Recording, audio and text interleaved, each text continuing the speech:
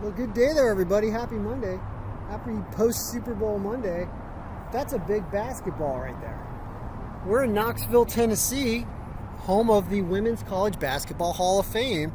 And, I was thinking about, I do all this work on men's college basketball, and I would certainly not mind throwing all the women's stats in here and doing the women's predictions as well. I'm pretty sure you could probably bet on those games, and it makes it enjoyable. Like, I promote all types of sports, men and women, so nice to see a big, beautiful basketball there, and it's a nice backdrop for this video on today's college basketball. I did a little video last night, but now I have all the updated stats and lines in here.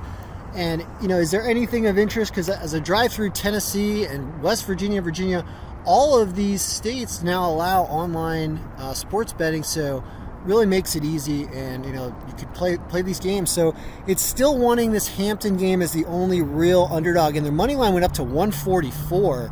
That's pretty interesting. So that's really the only underdog pick of the day. I think that's worth throwing something on, even though it's the home bump that is pushing them up into the higher margin column and basically giving them the nod that they're going to win. Keep an eye on these health factors. Look here, for example, at Colorado right here against Oregon State. This is where Colorado is a huge favorite, and they're minus 775, yet they're operating at like 76% health, so they have some injuries.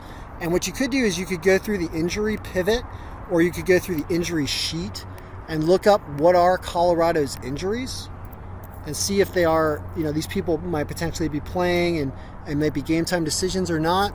And it's Evan Batty, and Jabari Walker is out with a foot, and he's a forward. They got a center with a leg problem. Estimated return is today, though, so he may be playing, but you can do further depth. But one of the reasons why it's interesting to look at that is yesterday, all the teams that had injuries did not cover the spread. Either on Saturday or Sunday, there was a lot of that. So keeping an eye on this health factor. Like here you have two teams with people out in San Diego State and San Jose State. But here, this is interesting. Like Colorado's probably not going to cover this 12.5 if they have two major injuries.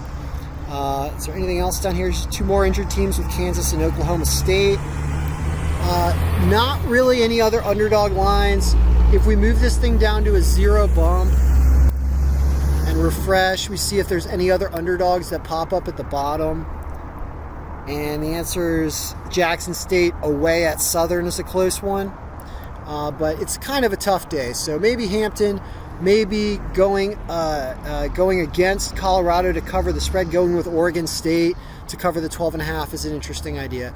So good luck, everybody, and promoting sports in all of their forms. Now that we're getting out and about, it's the right thing to do. Good luck. May all your picks be winning.